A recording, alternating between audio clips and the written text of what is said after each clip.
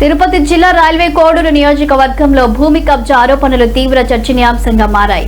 Railway Koduru TDP కార్యాలయంలో ఏర్పాటు చేసిన విలేకరుల సమావేశంలో ఉమ్మడి ధనలక్ష్మి తన ఆవేదన వ్యక్తం చేశారు. పుల్లంపేట మండలం వత్తులూరు పంచాయతీ మల్లంవారిపల్లెలో తమ భూమిని కొందరు వైసీపీ నాయకులు కబ్జా చేశారని ఆమె ఆరోపించారు. తాము నందలూరు మండలం కొమ్మూరు గ్రామానికి చెందిన వారమని, వరద ముప్పుతో భూములు నీట మునిగిపోవడంతో ప్రభుత్వం నుంచి అవార్డు లెటర్ ఇచ్చి 5 ఎకరాల భూమి కేటాయించాలని పేర్కొన్నారని తెలిపారు. ప్రస్తుతం మల్లంవారిపల్లెలో స్థిరపడిన తాము రెవెన్యూ అధికారుల అనుమతితో భూమిని సాగు చేస్తున్నామని చెప్పారు. వైసీపీకి చెందిన కొల్లం గంగిరెడ్డి కుటుంబ సభ్యులు, భార్య మాలవిక, ముద్ద బాబులరెడ్డి అనుచరులు సుమారు 50 నుంచి 100 మందిని పంపించి తమ పొలంలో ఉన్న సిమెంట్ కంబాలను ధ్వంసం చేశారని ఆరోపించారు.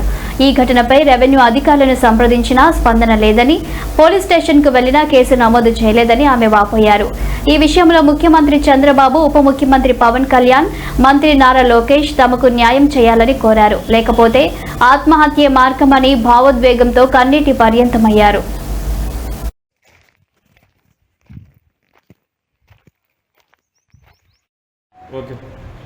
మీడియా మిత్రులకు నమస్కారం.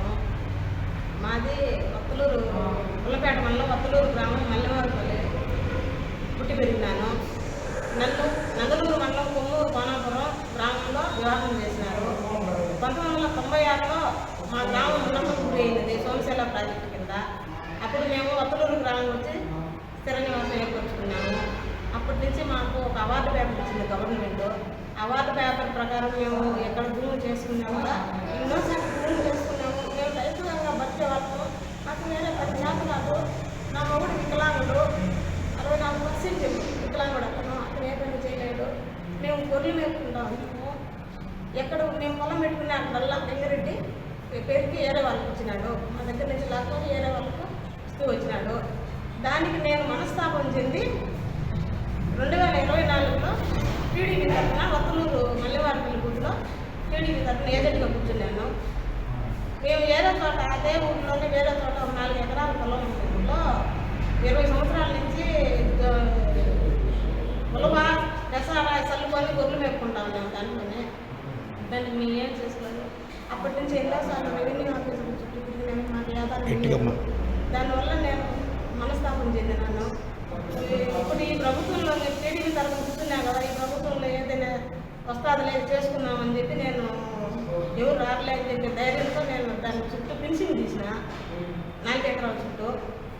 అది జేసీబీ పెట్టుకుని సదరం చేసినాము. నాకు 3 లక్షల వరకు ఖర్చు అయింది. దాన్ని కొల్లం గంగిరెడ్డి భార్య మాలవిక, వాళ్ళ తండ్రి ముద్ద సుబ్బారెడ్డి అలియాస్ బాబు, వాళ్ళిద్దరూ కలిసి మేము ఎదుర్కోలేమని చెప్పి ఎస్సీ వాళ్ళను పంపించి మొత్తం కోళ్ళని పెంచింగ్ తీసి 200 కోళ్ళు సిమెంట్ కోళ్ళు ఎరగొట్టేసినారు. ఎరగొట్టేసి అక్కడే పడేసినారు. మేము ధైర్యం నేను నేనే ఊరికి వచ్చేసిన పొద్దున్నే. మా రెడ్డి అది పోలేక ధైర్యం లేక నేనే వద్దని నాకు పోతే ఏం చేస్తాం మనం కర్మ ఇవ్వాలని చెప్పి వాళ్ళు చేసే అరాచకాలు తట్టుకోలేక ఎన్నోసార్లు ఆత్మహత్య చేసుకునే దాన్ని కూడా నేను వెళ్ళిన. వాళ్ళు వడ్డీ సంఘానికి చెందిన వాళ్ళు పంపించేది, ఇంటి మీదకి రాళ్ళు వేయించేది, ఇంటి పైన కటాకులుగా చేసేది, ఇంటి వాటి ముందరికి వచ్చి నాకు చూపించింది. నా వయసు 50 సంవత్సరాలు. నాకు చూపించి కాసుపోతున్నారు. ఎన్నోసార్లు పోలీస్ స్టేషన్లో మా కేసు తీసుకోరు. పోలీస్ స్టేషన్లో ఎవరు కేసు తీసుకోరు.